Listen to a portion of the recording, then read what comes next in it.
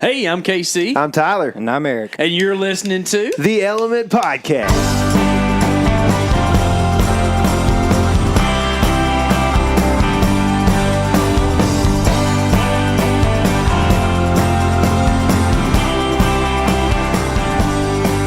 There was a thing about you that drove What is happening, all y'all woods people? Here's the deal. It is the RUT. Oh, we've been waiting on this so long. We're so excited, right, guys? I'm so excited. Actually, we're super tired because we've been rut hunting. We have been going crazy, chasing deer, spending most of the day out trying to kill big bucks. Yep. And I've had Eric hanging out with me, following me around. I've had Tyler actually kind of help me a few times as well, chasing them on the ground, which is what we're going to talk to Jared Scheffler from Whitetail Adrenaline about today. We're going to talk about hunting from the ground and spot and stalk during the rut and how you can use those tactics to help you kill a big, giant, mega, as they would say, buck. Yep. Right? Can you also use those tactics to spook a big giant buck? Possibly. We've done it before. We'll do it again. I think one of the things that I take away from spending time on the ground with bucks is that you're going to have some good encounters. And if you feel good about encounters, then you should do this. Yeah. Yeah. But Jared, I mean, even since we've actually recorded this episode, has killed a giant on the ground. So he gets it done. That's the thing is, like, I think once you have enough experience doing it, you get to where you can do it better. You know what I mean? Yeah. But, like, it may take years. And if you think about this correctly, guys, like, the common man that doesn't get to hunt all year long, how long would it take him to learn these tactics possibly? You know what I mean? So we tend to use this opportunistically when we get a chance. And it's like, well, there's no other way to kill this deer. It's on public land. It's in the rut. People are around, whatever.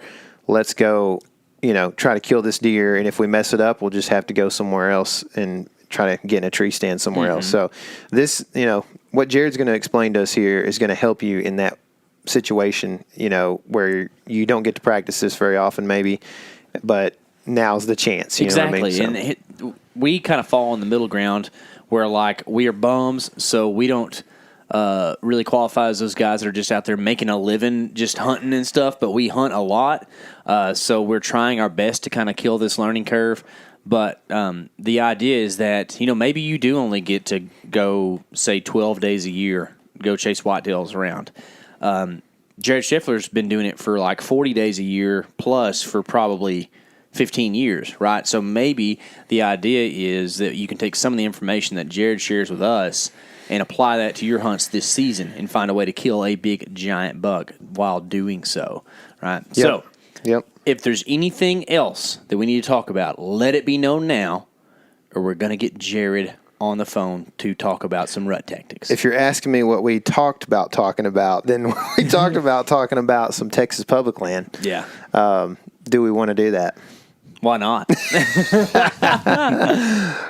So we went at the end of the month. So at this point, it's been 5 days or so. Yeah. In October, we went out on some public land. You and Eric spent some time together. That was the beginning of y'all's time together lately. Yeah. And we both, I set up in a different area, but we were in one truck, so we were close to each other. And you had a pretty good hunt, and so did I. I forgot that we even did that. Did you know that? I thought you were talking about some mid-month stuff a while ago whenever you mentioned that we would go in that wild. We've just been doing so much stuff. Yeah, we had a good hunt. I don't think we ever saw a shooter, but it was definitely that pre-rut feel of, like, does are on their feet, little bucks are messing around, kind of running in weird directions that you don't expect them to be. I'm tackling Eric in a tree because we're swinging around and the wind's blowing 45 miles an hour. But pretty good hunt, I'd say. I mean, did you ever see a deer that would qualify as a shooter? No, I had a real exciting moment where I hadn't seen a deer, and then all of a sudden, I saw 3 does, I think, came through on me. I was on the spot for sure. Mm-hmm. You and I found the spot in postseason with some squirrel shotguns in our hands, and we ended up putting a camera there. cell cam, Moultrie Delta cell cam, and we've been watching that thing for the last month or so, and we saw some pretty good action early on, and I think we ended up losing service or something, but we didn't have. You were able to pull that camera at some point. We were able to check it, and the night before we went out there on the 30th, I think it was. You and I and Eric were looking at the card, and I was like, I'm going here, because we still had, the card still takes, or the camera still takes pictures, and it puts them on the card even if it doesn't have service. Yeah. So we were checking that card, and there was some good bucks coming through. So kind of confirmed what we had suspicions of, that this was a good spot and kind of a pinch that's really hard to see, really can't see from the map almost. And so ended up sitting there, had 3 does come by. A little bit later, I hear something that I thought was like, if you ever been sitting over decoys and heard some ducks come in from way up high, it's got this like sound, just like the rushing wind over their wings. And that's what I thought it was. And so I'm like, I look up, I'm kind of like looking up, seeing if I can see any birds or anything, what's going on. I hear it again. And the third time I hear it, I recognize it as leaves. And I'm like, that's deer. And then I hear a bat, bat, bat. And I'm like, oh no. And they're coming closer. I'm like, this is it. This is where I get to kill Texas public land buck this year, And all of a sudden I see deer coming. I get the camera ready, and they roll in like, they're going to end up coming right in on me. And they stop like, 10 or 12 yards short, and the does do. And then I hear the grunts going on back behind, and I look, and it's a buck coming. And it's like a baby 8-point. And so I'm like, oh man. So he comes in, he chases these 4 does a little bit. And then all of a sudden I hear more running back in the same direction. I'm like, that's for sure the big buck. Like, what else could it be? Comes crashing in, 4 more does behind the does and the buck. I don't know. I don't understand what was going on. Maybe there's a dude in there, spooked them off or whatever. And then when they got all hyped up, that buck got frisky. I don't know. But I feel like I've seen that a little bit lately. It's just like maybe the buck is just kind of bumping around between the does, or whatever, because they're younger and they don't really know what they're doing anyways, Mm-hmm. I can remember being like 15 and trying to talk to girls and not really knowing what I was doing, and I can imagine they're about the same. I tried not to talk to girls, man. I learned that about you the other day. Your wife was saying that you were like a blushing kind of guy, like you turn red. Big time, man. I don't even want to be on camera, y'all. Y'all quit watching me. That's funny. So, Eric, what's been the hardest thing the last few times you've been out as far as video stuff goes for you? Back on Texas, or well, anything, like just in the whole production, like what's made it hardest on you as a camera guy? getting some shots in focus. Yeah. Especially in Texas. Yeah, there's a lot of trees and branches in Texas. Yeah. Sometimes it can be difficult. Scrubby, man. Yeah. Scrubby. It's hard to make it happen. That's a pretty good shot right there. Yeah. We're watching a little bit of outdoor TV while we're recording this thing. Yeah. You don't know this, but we are at deer camp right now. Deer camp. Yeah, and it's a pretty nice place. It's like warm and quiet, and it's very enjoyable. Yeah, it makes you real sleepy, but I have to get back out. Eric has also struggled a little bit, I think, with like getting your platform set up where it's pretty steady. Yeah. It's been kind of weird. I don't know. We did a little fix. You got a little. This is a tip probably for people who are saddle hunters. Tell them about what happened and what you had to do. Was this are you talking about last with night? The strap? Oh yeah. Yeah. My strap kept coming loose, and we wasn't sure if it was the buckle or what. And I started looking at it, and there was actually mud on the teeth. So I cleaned off the mud, and all of a sudden it's working a lot better now. There you go. Mm-hmm. Muddy teeth. Yeah, that's right, dude. You don't want to have muddy teeth or fuzzy teeth or none of that. That's right, man. Because if you have fuzzy teeth, everybody in the world might think you're the best deer hunter that's ever hunted. That's right. Anyway, man, I know this episode with Jared is pretty long, but we hadn't really connected with you guys in a while on the podcast. We're going to release a few more of these hopefully soon because it is the RUT, and we've got a few of these RUT podcasts recorded, so we're going to try to get it out so that you can use these tactics to your advantage. But in the meantime, let's get to Jared. Okay, so now on the phone we've got Jared Scheffler from Whitetail Adrenaline. If you don't know him, I am so sorry for you. This guy and what he does and his whole crew does, man, is too cool. We've had Chancey on the podcast a few times. A lot of people love listening to that guy make up words about big deer and that kind of thing. So, and Jared's the guy who has to put up with him. That's exactly right, man. It's kind of funny because you just said he makes up these words. It like spits out of his mouth like natural. Like he don't sit around like, what kind of clever thing can I say? It's just the way he talks. It's just like, what the hell are you talking? Where did that come from? But since I've known the man, that's just his lingo. That's the way he is. Yeah, some people are like that, man. That's like, I don't know him really personally, but I'm sure Waddell can just spit it too, man. Like it's just some people just have that knack for just making up words that literally generations of people want to use, like. Yeah, and it's not just deer hunting. He talks that way about whatever he's talking about. Mm-hmm. It carries over into anything that he's doing. It's he's just coming up with, we call them Chanceyisms. I like it. I like it a lot, man. Well, that's cool. So, you guys, what you guys do is pretty much just 100% ground, public land, attacking of whitetails, basically. And so we're going to talk a little bit about stalking them. In particular, we've got this RUT series we're doing, and we are excited to have you talk about, how to stalk. And so hopefully some of these people that are listening, as well as me, can, if we have to employ that tactic at some point or we want to, then we will be equipped. So with that, like when and why, or I guess let's start with why, because this is pretty much what you do. Yeah. Why do you do it this way, man? The number one thing is, I love hunting them on the ground. So let's just start right there. There's nothing like it. You're face to face with a mature buck inside of 20 yards on ground zero. I mean, even at 30, 40, that's still cool, or 50, 60. But I mean, you get inside of 20 yards, there ain't no cooler way to hunt a whitetail than that, in my opinion. Like a more exhilarating way, a way that gets you more jacked up and just on pins and needles. I mean, it's you and that animal and nothing between you, no blind or anything. And you got to make it happen. And there's a lot of split-second decisions that's got to be made. Sometimes you don't have time to range find them. The deer wins quite often too. And it's very, very much swayed in their favor in some ways. But the encounter rate and the number of situations you get hunting whitetails on the ground, it goes up. I mean, you just, because you're covering more ground. It's a number of those reasons. I've only shot a handful of bucks out of a tree stand. Yeah. The last one I killed was the only one on the videos. That was back in 2007, the first year we did the videos. I killed one buck out of a tree stand. You ought to try it again just to make sure you're not missing out, man.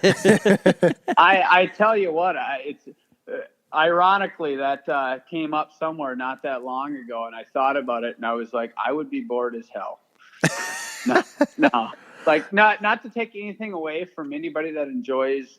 I mean, I understand that sometimes it's like you get off of work and you just want to go relax and sit there and not have the stress of trying to detect a deer before it sees you and all those things. So I do understand the relaxing part of the tree stand and that whole game, and some people really enjoy that. But for me personally, I would not be able to do it. Yeah. So you mentioned a while ago, hunting from the ground. Is there any difference in just hunting from the ground and then particularly stalking whitetail? Like what does that look like?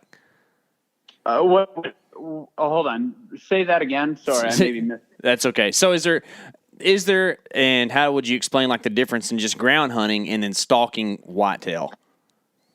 Okay, so are you talking like still hunting where I don't have a visual versus once I have a visual stalking? Is that what you're Yeah, I guess that's what I want you to kind of tell us is like, if I go into a place where I know is just a spot where, it's tall grass, good whitetail habitat, but I just go in and kind of ambush, that's not really stalking, right? Stalking is correct. That starts whenever you've made visual contact with a deer. Yeah, exactly. So I get what you're saying. So I think I would break it into three things. You've got stalking where you've actually got the visual. You've got still hunting where you're kind of like slow moving through, covering ground. You don't have the visual yet, but you're working towards trying to get it. And then you have situations like you just described where it's like a pinch point or a spot you want to get. And then once you get there, you set up shop on the ground.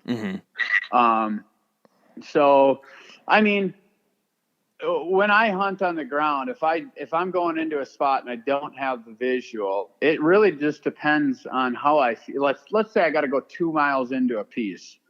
I'm going to be walking at a normal pace if I feel like through this region I'm not going to blow any deer, it's not worth my time, and then I've just bought myself extra time to slam the brakes on. Like, let's say I'm getting close to where maybe this situation, I mean, I had a spot in Wisconsin, for a few years there that there was other guys hunting it, but there was a little sliver that the deer were using, and it was a spot where I can't really still hunt it, I can't really stalk it, I actually have to kind of get in there because the region that they were coming from private, looping onto the public, and then 150 yards later, they're back on private. They're kind of cutting the corner there, and it's a spot that hunters were missing because you'd have to climb this huge hill, then climb down in the valley and all the way across the other side. And so what I always did is, it was 1.5 miles plus to get into this spot, and I always covered a lot of ground quickly for that first mile all the way up the ridge, and then as I'm getting closer to the ridge, it's easy to see that there's more possibility of running into something there. I'd start to put the brakes on, and then as I dropped into that valley, a lot of times I didn't have the wind cover and things like that, and I would just really put the brakes on and kind of still hunt my way into that location.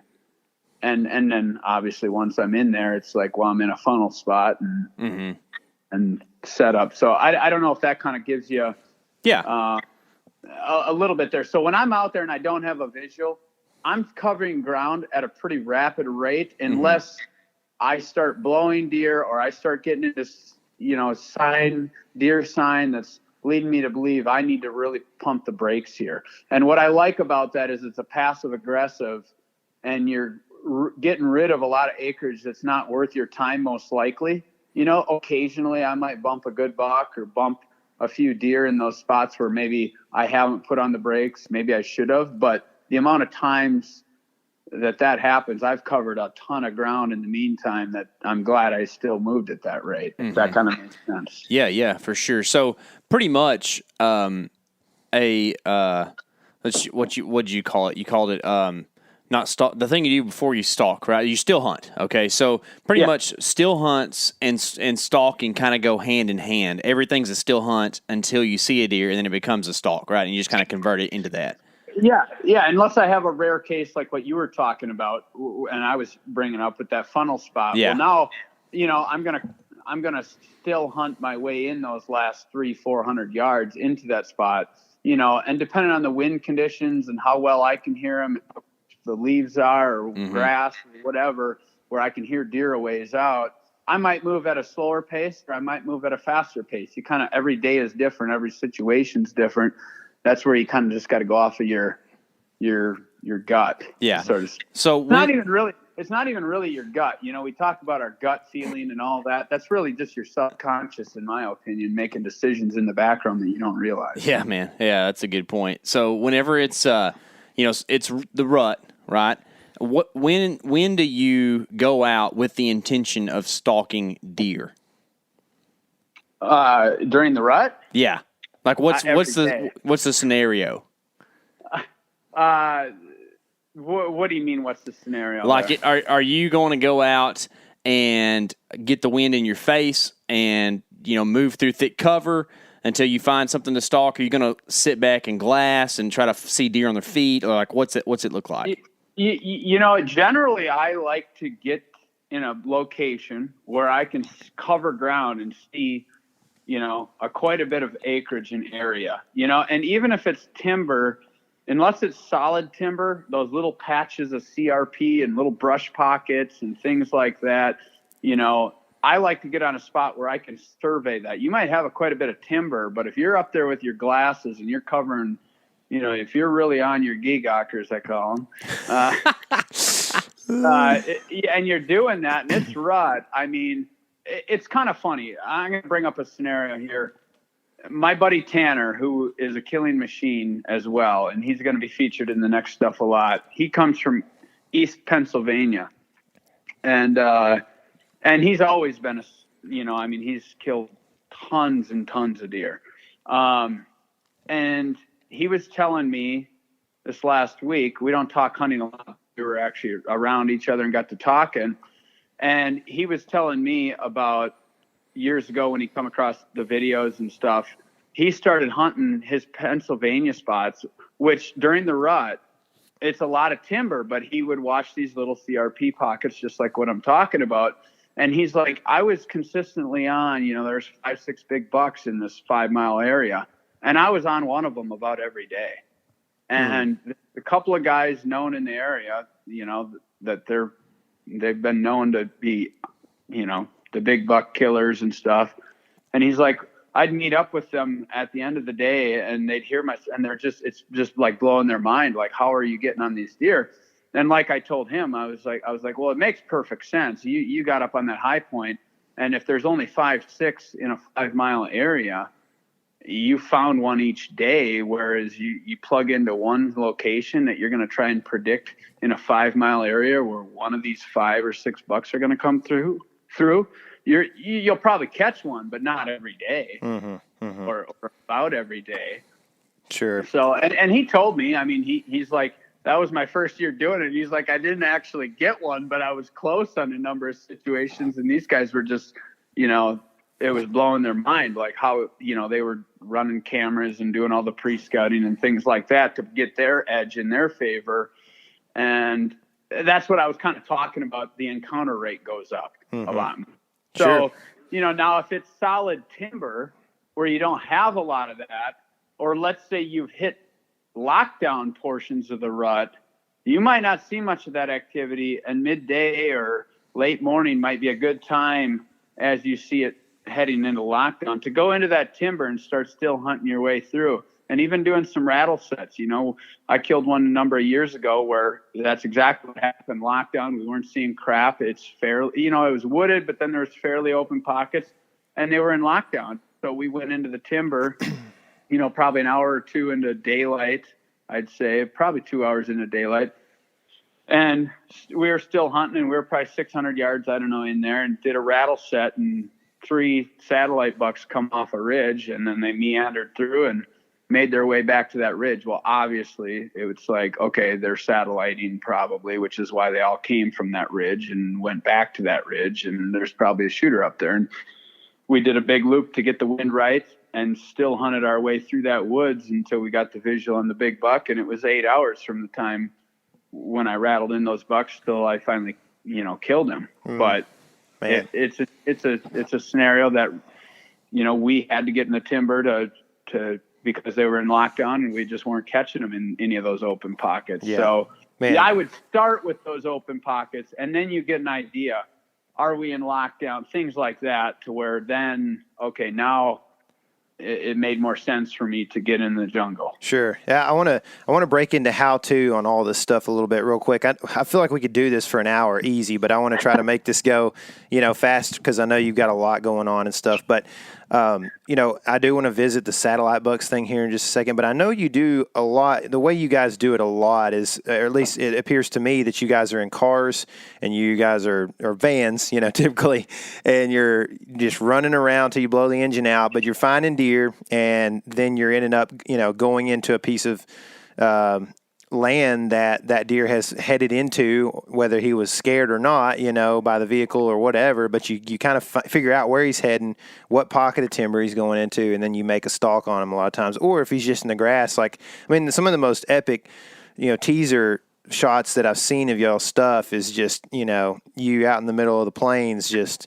waiting on a deer to stand up and then just taking a big heavy arrow and flinging it, And so it's just, I know that you're not just focused on, oh, that grass is thicker than that grass. Like, you probably saw that deer from the road or from somewhere in that property and made a stalk. Right. So let's talk about when you do locate a buck visually, what are the first few things you're thinking about? Go through your mind on how to get the angle on this buck.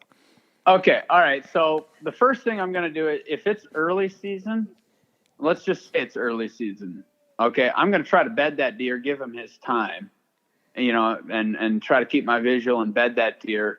and knowing that once I do that, I'm going to have most of the day, it's not a rut, things like that. Wait for the winds to pick up, all of those scenarios. And if it's not a very good day and it's a very big buck, and I feel like he's comfortably doing this on a regular basis, and I see there's good winds coming in the next day, and the situation just doesn't feel right, I may back off. I don't like to do that, but sometimes it just makes sense early season in a case like that. During the rut, not a chance. I'm going to do it even if it seems impossible or unlikely. So let's just fast forward to rut scenarios. Sure. Now. So like during the rut like that, if I catch a big buck, got a visual, obviously the first thing, it's like I already have my map pulled up, so I know where my public lines are. So that right away tells me, like, if he's moving or he's locked up with the doe or whatever, obviously first, is he on public? Then how much public, it's running through my head, like, where does it look like they're trying to get to? Are they looking to bed down right there and whatnot? Because I might only have 200 yards to the line. I might have a mile to the line. And more acreage to play with and pick my route to get in on them. And obviously, at that point, once I've determined how much acreage there I have to work with on all sides of him, then it's, obviously I'm quickly pulling out the phone and looking at what the winds, wind switches throughout the day sometimes. You might start with a north wind and you might end up with a south wind by the end of the day. Usually it'll kind of, if it's a west wind, it might switch between northwest, southwest a little bit, not back and forth between those two, but sometime throughout the day, it might switch more to southwest and then to south. Usually it's not a complete 180, but sometimes it is. And if it's going to be an all day stock, the last thing you want to do is plan your route in there and the wind completely 180s on you. And now you're screwed. Mm-hmm. Why would it be an all day stock? Well, some situations, depending on the terrain, the grass height, how many satellite bucks might be there with them, how many eyes you got to trick. It could end up being a 6, 7, 8 hour deal out there. Or, we've had longer too. And it could be a half hour deal, the conditions and situations, right? And so, the other thing is like, okay, let's say this buck is cruising.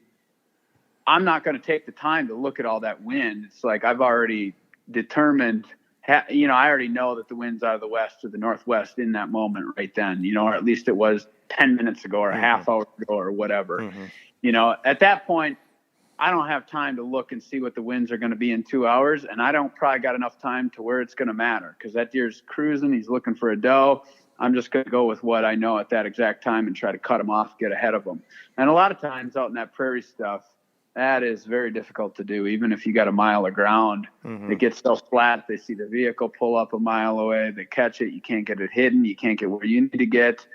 And that can be very challenging in the prairie type stuff, Yeah. So there's definitely different scenarios. I know that you would be the way you stalk would be dependent upon these variables, such as having satellite bucks, not having satellite bucks, having multiple does versus having one lockdown doe. But if you're in the rut and you've determined the wind, the property lines, say you've even watched this deer bed down at this point, how are you?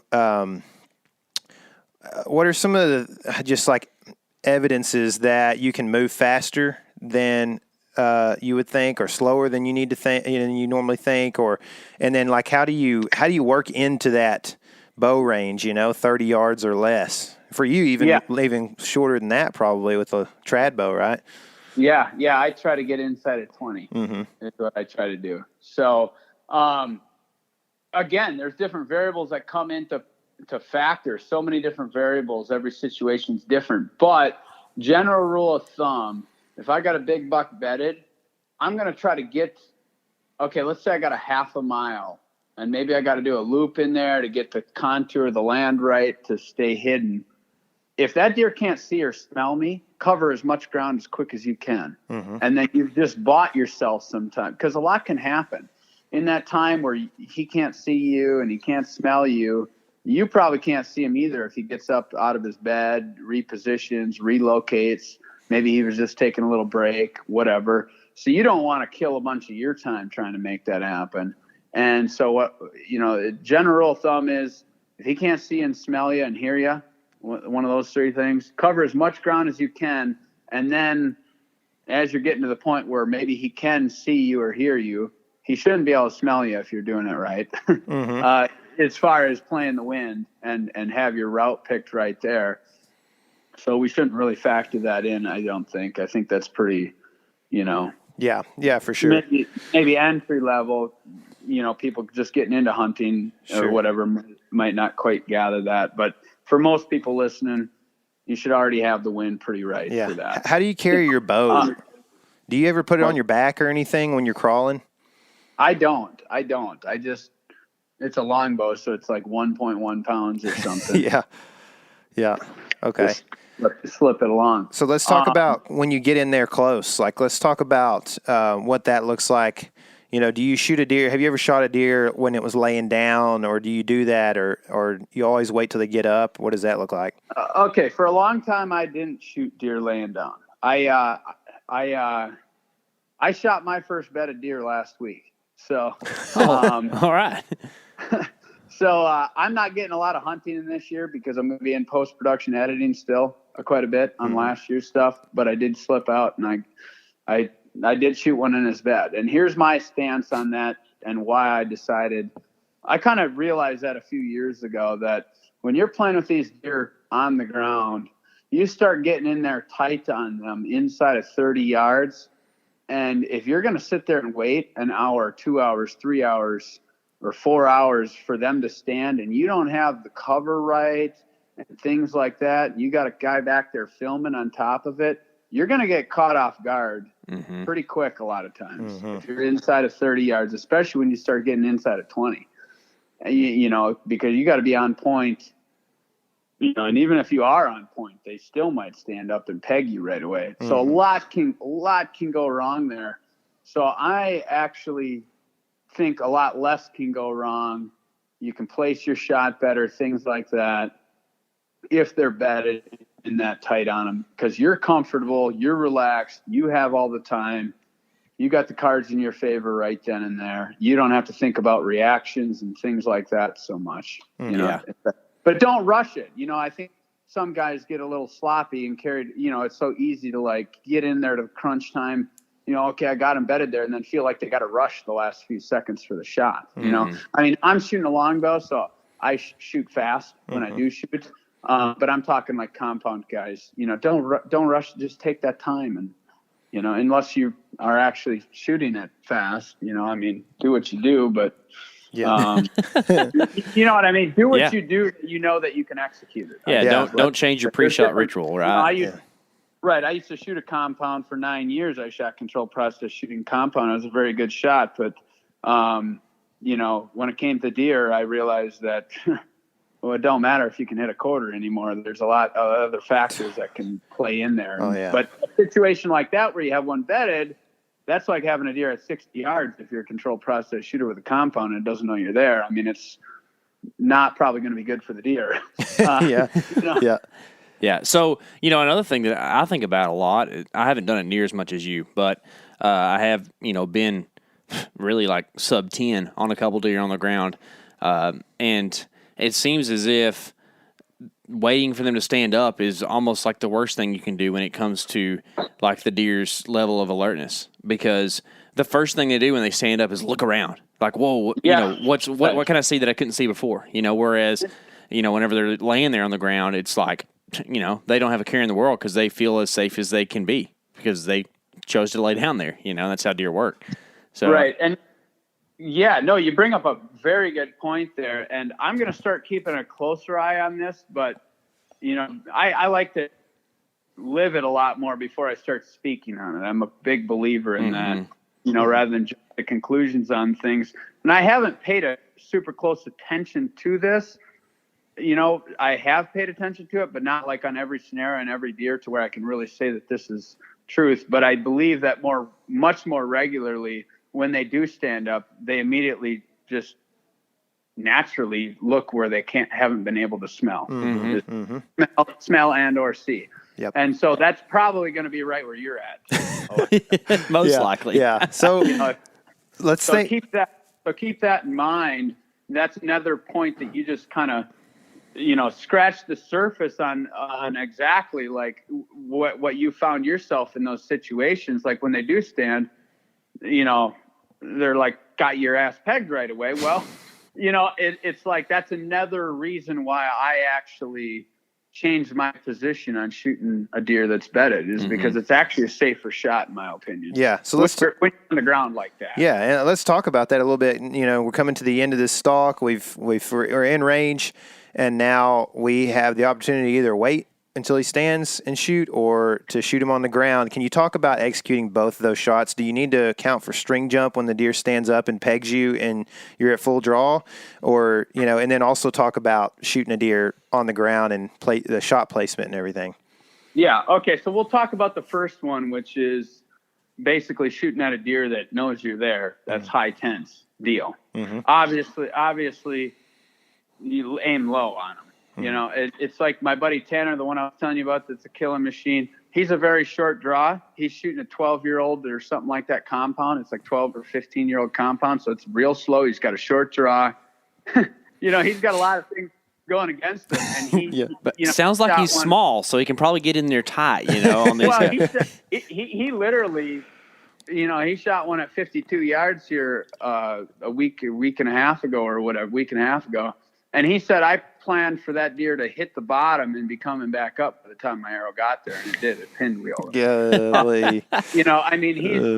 He actually told me that he prefers to get him into high tense mode before taking the shot, because he knows that, like, okay, I know how much drop I'm going to get out of him by the time my arrow gets there. I have a lot better idea than a deer that doesn't have a clue. He might not drop at all or get 2 inches of drop, but a deer that's tense at 30 yards is going to get 10 inches on me. Yeah, well, that's a good point. 10, 12 inches. Sure. With his bow setup, being a short draw, old bow like that, it's probably the original strings if I know him too. So it's, real flow and everything. So, that's one thing to think about there.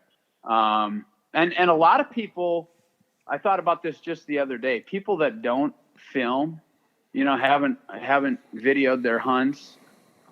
I wonder just how many people make a shot on a deer and they're a crack shot on a target, and they end up losing a deer, and they are like, man, I could have swore the arrow was right here, and it totally blows their mind, and they just didn't realize how much that deer dropped. Right.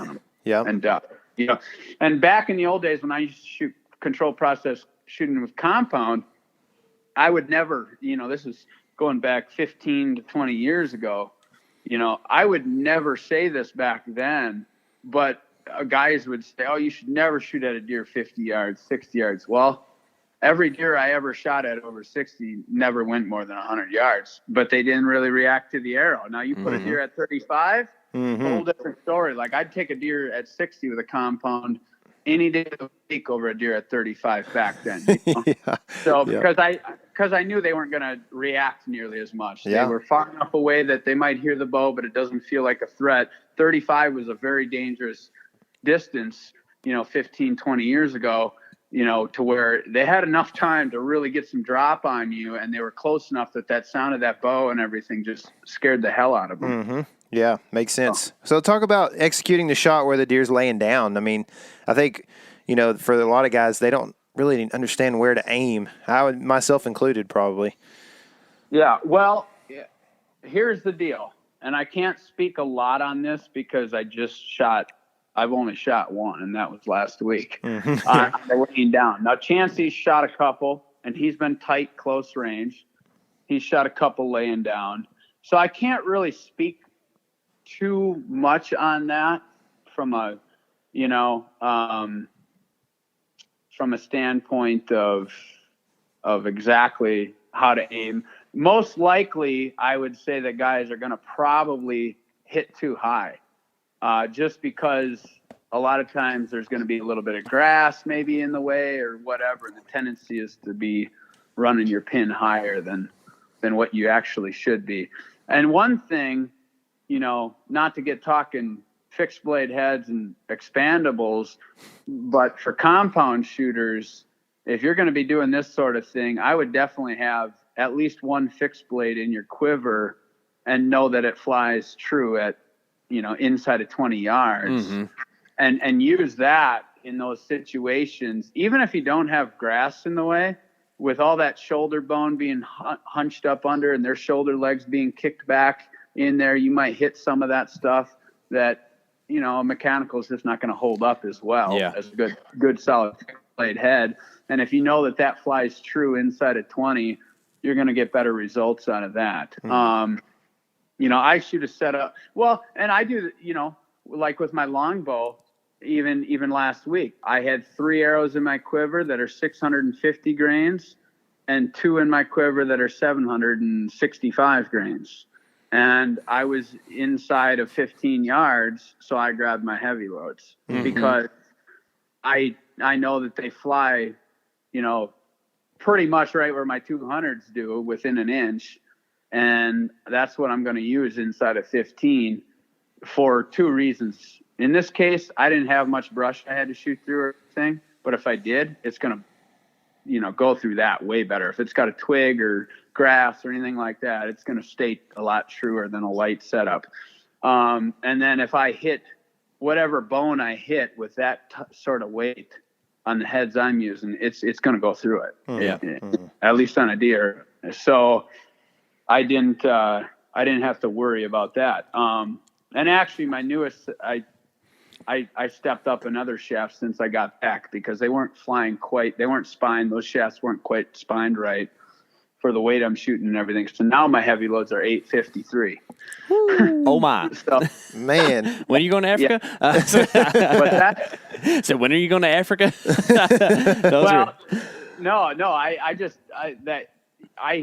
With my shooting style, it's just the 240 shaft spine just was not shooting.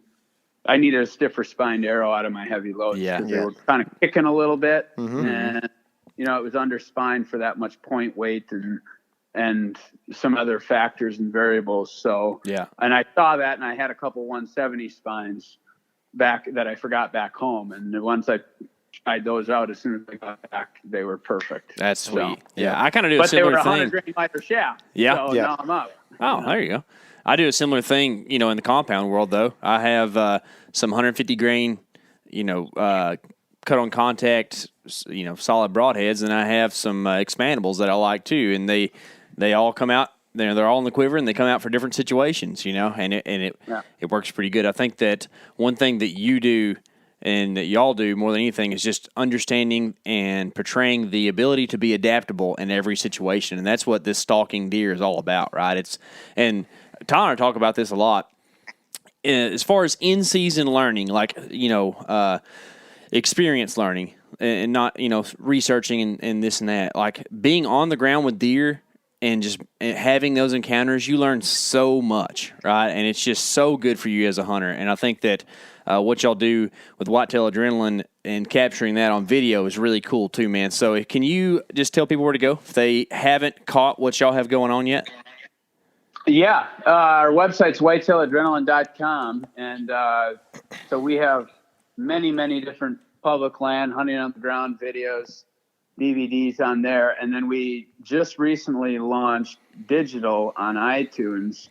So we got one title up there, 2 titles. It's a 3-part series of Resurgence, last year's release, and that's available on iTunes under the movies section, and that's pretty cool. It's in 4K. So super high res, and we're really excited about that as well. Pretty cool. Dude. Pretty cool is humble, man. It's awesome, dude. It's adrenaline filled, man. Hey, one more quick thing. You hit on something that jogged my memory that Tanner was telling me, and it made a lot of sense because you were talking about some of your expandable heads. And he shot a lot of deer with expandable heads, and he made a very good point to me last week, actually.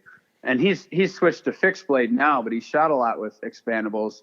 And maybe this point has been brought up in different podcasts or whatever, but it made a lot of sense to me. Is he said, I always aimed for the liver area, like the middle back, area with an expandable head, because, and this made total sense because I see it in video all the time. And I've said this is a big reason why I love head-on shots. They drop their front way more than their rear. And so he didn't hit that dead pocket that you get right behind the shoulder. You get that dead pocket because they dropped so much And but by the time you get back to the back of the lungs, liver region, they haven't dropped that part of their spine hardly at all compared to their front up right behind that shoulder. It's like a pretty steep angle. If you got some footage and you look at it where a deer's dropped, you'll notice that.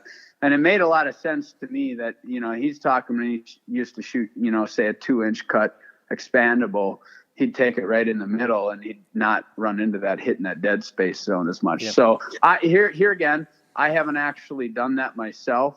So I'm just speaking from what he told me, and it does make a lot of sense to me. So just something to think. Okay, okay, we got to keep going for just a second. I got a question that you have spurred for me, because there's a chance that I've got a couple of hunts that I'm thinking I may be shooting a deer head on. Can you talk about, just real quick, just tell me how to shoot that deer? Well,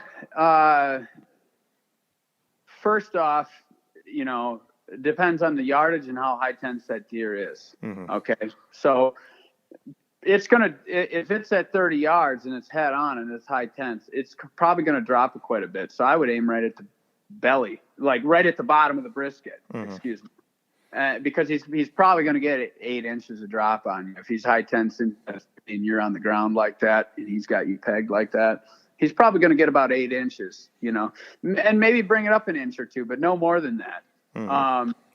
You know, and even if you hit him high on the entrance, if you're shooting a good penetrating head, like a fixed blade and a compound of 70 pounds, you're going to drive that arrow all the way in him. And by the back of the lungs, you're going to be about midway up on the lungs. That's what I was kind of talking about a minute ago, where they drop their front so much more than their rear. So on a head-on shot, if your arrow is a good penetrating setup, it's going to be in the middle of the lungs by the time it hits the back of the lung. You know what I mean? You're not dead pocket, because the deer drops. I mean, the spine is damn near 45 degree when they completely drop. Like, that's how radical their front drops compared to their rear.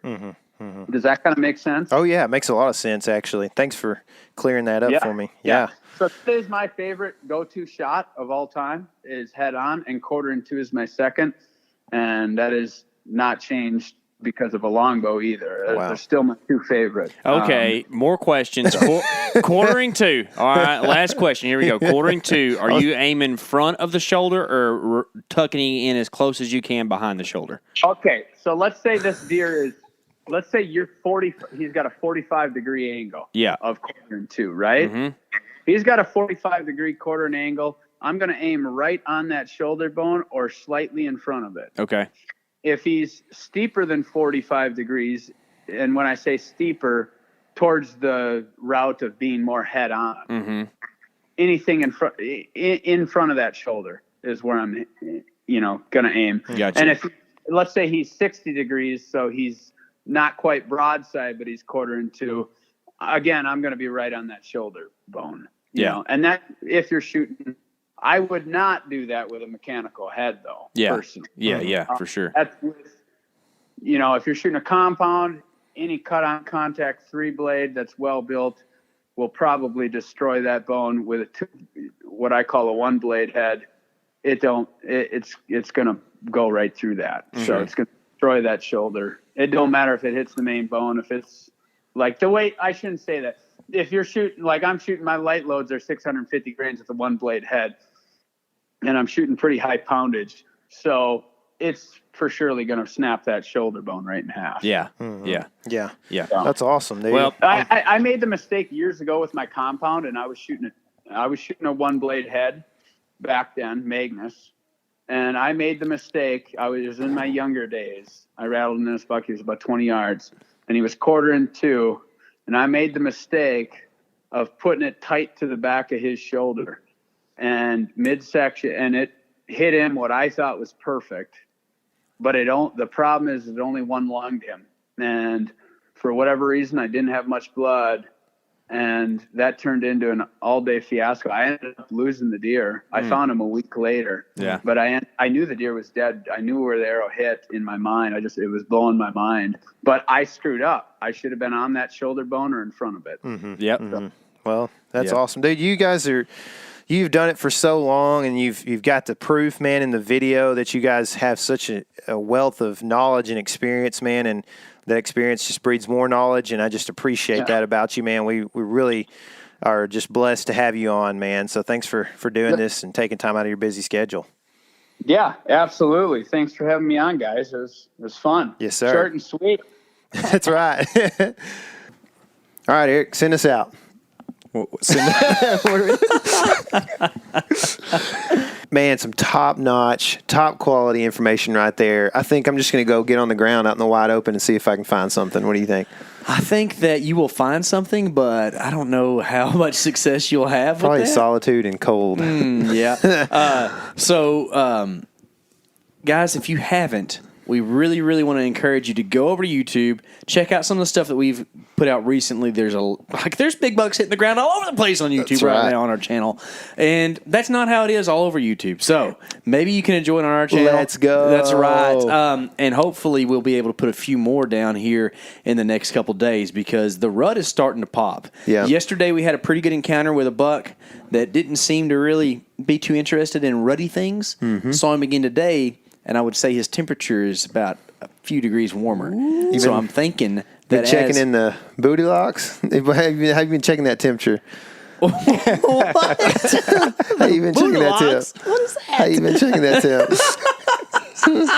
I guess visual observations. Okay, I got you. I didn't know you were so good at checking temp, but I guess after COVID, everybody's pretty good at checking dude. Everybody did a bunch of. Oh, you were wondering where I was putting the thermometer. That's what you were asking. Yeah, I was like, what? Yeah. There's a lot of people out there that got that. No. Okay, good. So we're good.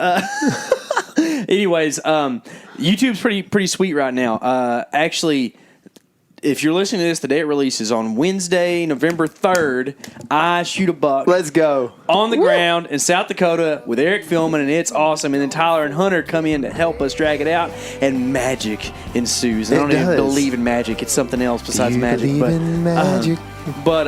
Anyways, y'all go check that out if you haven't. Really appreciate you guys listening. I hope you're having a fantastic start to the rut. And remember, this is your element. Live in it.